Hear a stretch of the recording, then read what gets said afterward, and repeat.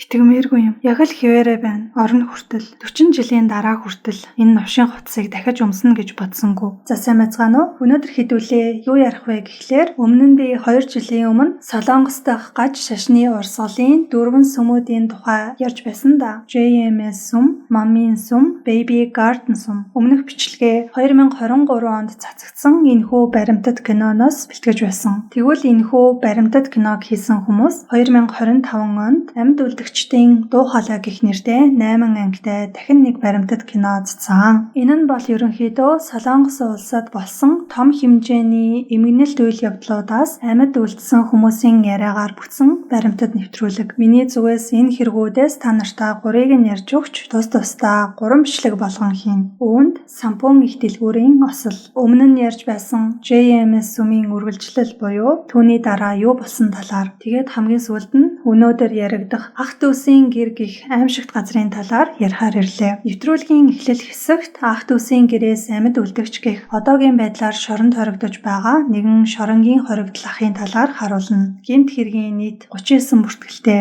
Үүний дийлэнх нь ажил хэрэгт саад учруулах, халдах гэсэн зүйл ангиуд. Ер нь бол цагдаа нарт ясны дургүй хүн гэсэн үг. Цагдаа нарт нэг удаа хит их зодуулснаасаа болоод хоёр чихнийх нь хингэрэг хагарч байсан. Бүр 28 настай байхдаа л зодуураас болоод бүх шүдээ алдаж одоо хиймэл шүд зүүдэг. Нэг ч шүд түүнд үлдээгүй. Түүний хүүхэд нас руу буцаж очивол бүхэлдээ өвдөлт зовлон тарчлаанаар дүүрэн гэж хэлээд хуйлна. Ах дүүсийн газарт байснаас болоод одоо гадаах ертөнцөөс хүртэл айхайцтай болчихсон. 1982 он. Тэр үед зүгээр л нэг Пусанд амьдардаг 14 настай дунд сургуулийн сурагч байсан. Нэгэн өдөр гэртээ харих цаг болчихсон ч гэсэн ягаад ч юм найзуудтайгаа уулзмаар санагдаад найзуудынхаа гэрлөө явж байсан юм байна. Гэтэл нэг цагтаа гадаа тамхи татаад цусаж байлаа. Түүний хажуугаар өнгөрөөд явах гэтэл мөрнөөс нь татаад хүчээр элс рүүгээ дагуулад орсон. Эд зүйлсийг нь шалгаад цүнхнээс нь нэг талах олонгуудаа энийг хаанаас авсан? Хулгайлсан бидтэй үннээ хэлгээд хүчээр хэрэг тулгасан. Би хулгайлаагүй, сургуулаас тарааж өгсөн юм аа гэд үннээ хэлэхэд нь бүр их уурлаад бороохоогоор цохиж эхэлсэн. Хүүхэд шүү дээ. Тэр их зодоорыг яаж таах вэ? Эцэст нь би хулгайлсан юм аа гэд хэлчихсэн. 30 минутын дараа хоёр малгайтай хүн ирэнгүүтээ гадаа байгаа хуучны том хөргүүртэй ачааны машинд хүчээр суулгасан. За ингээд дараад нь ах дүүсийн гэрээс амьд үлдэгч гэх эгч дүү хоёрыг харуулна. Эгч нь одоо сэтгцийн хүнд өвчтэй болчихсон байгаа. Дүүгийнх нь хэлснээр эгчийнх нь дурсамж 1984-өөс 87 оны хооронд яг тэндээ гацчихсан байгаа гэдэг. Тэр үйл явдал болохоос өмнө эгч нь цэцэн цэлмэг ухаантай онц сурлахтан энгийн л нэг охин байсан.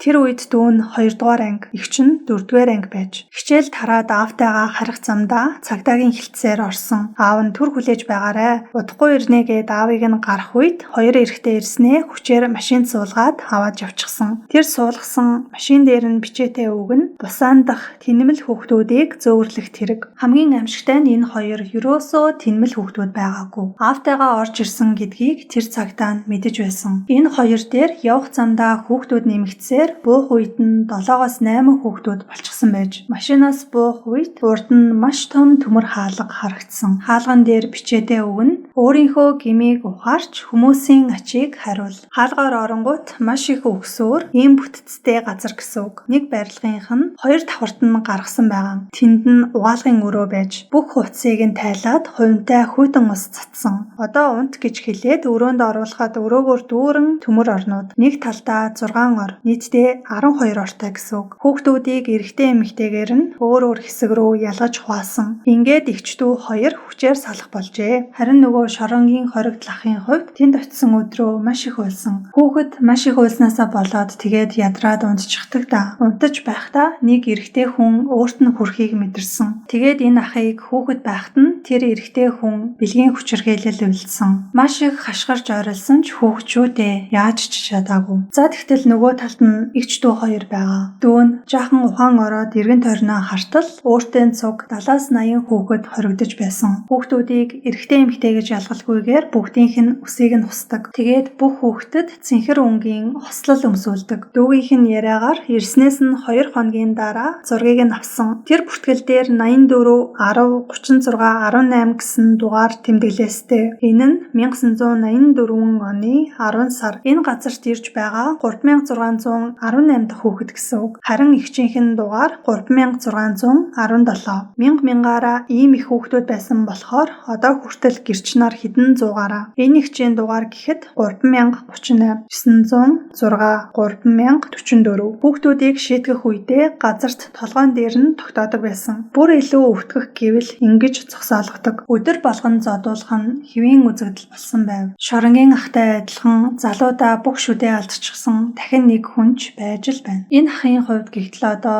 зүүн талынх нь гар хүл бараг л ажиллагаагүй болсон учраас мэдрэлээс болоод саажилттай болчихсон. Багын дурсамжинд нь нэг ийм дурсамж байдаг. Тэнд нэг хэлгүй дүлий хүүхэд байдаг байж тэр хүүхдийг зодуулсан ч чимээ гаргах боломжгүй болохоор нь бетонын шалан дээр нь өндөрт өргөж байгаад л газарт шидсэн. Түүний дараа тэр хүүхэд хөдөлгөөн болсон байна. Тэр үеэс хойш тэр хүүхэд дахиж огт харагдаагүй. Тэр өдрөл хөөрхий өгсөн байх таа гэж ярьдаг. Нэвтрүүлгийн арын албаныхан ахаас хүүхдүүдийг яагаад тэгтэл нэг зоддог байсан юм бол гэхтэн цөөн бүлэг хүмүүс олонх бүлэг хүмүүсээ дарах хамгийн хялбар арга нь тэдэнд айдас төрүүлэх явдал. Тэгээд хүүхдүүдийг чулуу хаглах газар аваачиж ажил хийлэгдэг. Ямар ч бэйли аюулгүй хэрэгсэл байхгүйгээр бүхэл төрлийн биеийн хүчний ажил хийлэгдэг. Модны ажил, гутал хийх, замын ажил, барилгын ажил, газар шорооны ажил, оёдол. Тэгэхээр энэ газар нь ямар гээчийн учиртай газар вэ гэхлээр хөдөлмөрийн мүлжлэг хийдэг газар байсан. Энэ газрын нэр нь бусаан дахь тэнүүлж хүүхдүүдийн түр оромж гэсэн нэртэй байсан тул ард иргэд ийм аимшигтай газар гэдгийг нь мэддэггүй байлаа. Харж хандах хүн байхгүй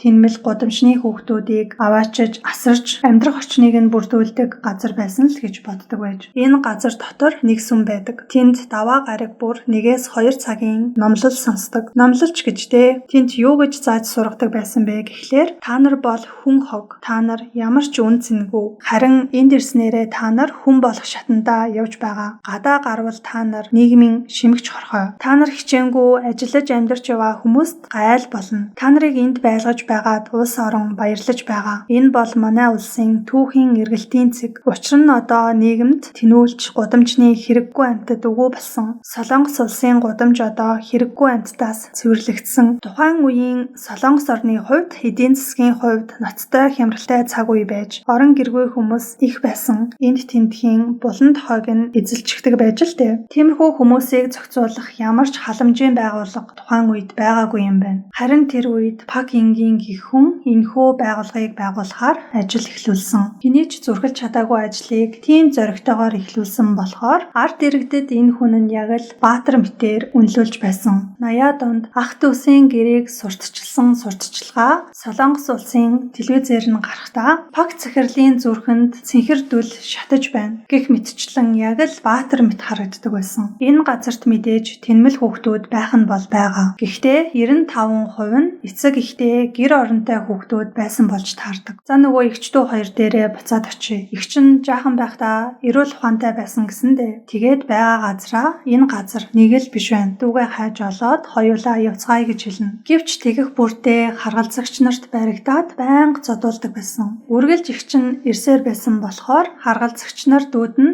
эгчтэй энэ үгийг хэл гэж дарамталдаг. Тухайн өрөө болгонд нэг хүүхдэл буруу зүйл хийх юм бол бүтэн өрөөгөөрөө шийтгүүлдэг. Өрөөнд байсан бусад хүүхдүүд нь дүүдээр нь ирээд эгчийгээ аятайхан байлга. Эгчээс чинь болоод бид нар бүгдээрээ шийтгүүлээд байна гэд дүүд нь уралдаг байж. Дүүгийнх нь хэлснээр эгчид бэлгийн хүчирхийлэл үйлддэг байсан. Тэгээд ч зогсохгүй байсан болохоор эгчт нь янз бүрийн юм өгч тэр хэмнээ нөлөөгөөр эгч маань одоо сэтгцийн хувьд эрүүл биш болчихсон гэдэг. Им өгч эхэлснээс хойш эгчийгээ харахад үнэхээр галзуурсан мэт харагдсан. Юм ч ярахгүй зүгээр л гөлийгөө сууж байдаг. За одоо бүгдээрээ энэ аимшигтай газрыг бүтээсэн Пак захирал гэх хүний талаар ярив. Ямар нэгэн хүүхэд ажил дээрээ алдаа гаргавал сахин бэйли өмсөж байгаад би бурхны өмнөөс та нарыг шийтгэж байна гэж хэлээд нүүрэн дундуур нь тас цохино. Зодуулж байгаад гимтээд цус алдах юм болвол битгий маяглаад бай. Чамд эмнэлэг явах эрх байхгүй гэж хэлээд давс цацдаг. Зүсэгдэж цус алдсан хүүхдүүдийн ил шархан дээр нь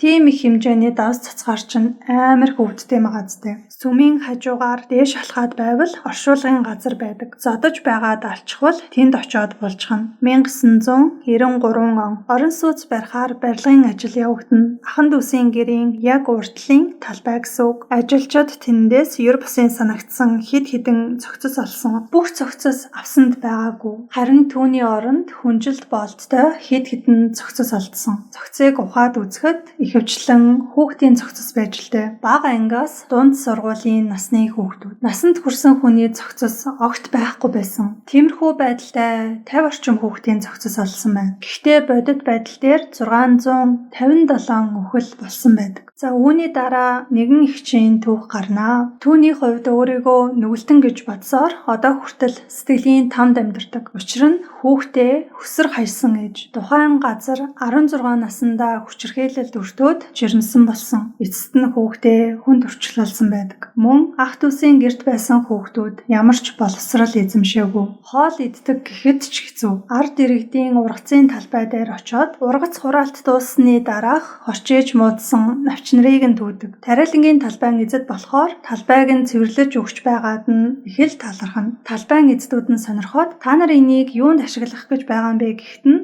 ферм дээр байгаа гахаануудаа хоол болгож өгөх гэсэн юм гэдэг байсан. Загсны дуудлага худалдаа болоод зарж чадаагүй үлдсэн загснууд нь хэд хоноод муудна. Тэр муудсан загсаар хүүхдүүдэд хоол хийж өгдөг байсан. Гэтэл хамгийн инээдтэй нь зурагтаар ахан дүүсийн газрын хоолны зар сурталчилгаа гарахад тэнгэр газар шиг л ялгаатай. Захирлын гэр бүлч энд хамтдаа хоололдог. Тэд шарсан загас хийж байна. Энэ газарт өдөрт 1-2 удаа хөнгөн зууш болгон талах өгдөг. Зурагтаар гарч байгаа шигэ хизээч ийм сайхан хоол өгдөггүй байсан. Бас нэг худлаа зүйл нь ажилчдын ажил хийж олсон бүх орлогыг ажлаас гарсны дараа бие даан амьдрахад нь туслах зорилгоор дансанд байршуулдаг гэсэн ойлголт. Ажилчдын хадгаламжийн дэвтэргээд зурагтаар гаргаж байгаа ч бодит байдал дээр хинч сохор зоос аваагүй. 3,000 хүүхдийг хөдөлмөрийн мүлжлэгт оруулж цугларсан бүх мөнгийг баг захирлын гэр бүлэл авдаг байж. Нөгөө нэг хачин юм айлдаад байдаг сүмийн номлогч нь баг захирлын хүргэн ах нь байсан байдаг. 1986 он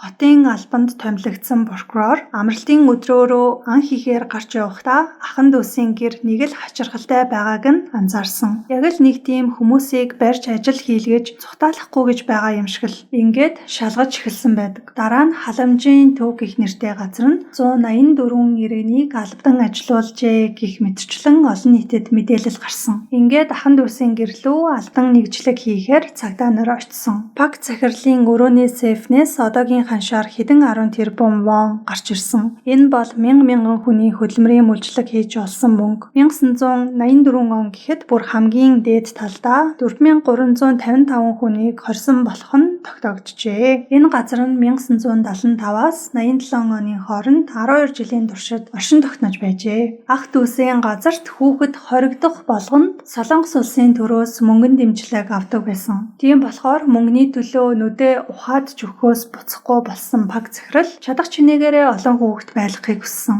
Ийхүү баг захирал 1986 оны 12 сард баривчлагдсан. Усан дүүргийн прокурорын газраас 15 жилийн хорих ялооноосон. Энэ бүхний эцэст 1987 оны 6 дугаар сарын 30-нд ахан дүүсийн гэр бүрэн хаалгаа барьсан байдаг. Гэсэн хэдий ч багаасаа боловсрал эзэмшиж чадаагүй хүмүүс нийгэмд гарч ирээд энгийн хүн шиг ажиллаж амьдрах боломж байгаа гэж үү? Зарим нь бааранд ажиллаж нийгэмд зохицож чадахгүйгээсээ болоод шоронд орж нэг хэсэг нь дээрэмчин болж л өдөр хоногуудыг өнгөрүүлсэн. Нөгөө шоронгийн хоригдлах зүгээр амьд байх нь л төвчгийн аргагүй зовлонтой санагдаад 4-5 удаа амиа хорлохыг задаж байсан юм байна лээ. 1999 он ах дүүсийн гэр хаагдсанаас 12 жилийн дараа энэ ах халуун усны газар орчхоод буцаж гарах замдаа баг захирлыг олоод харчихсан. Уул нь бол 15 жилийн ялооноосон гэсэндээ. Гэтэл 2 жил 6 сар л хоригдоод гарчихсан байсан. Ийхүү амар чимээр амьдарч байгаад 2016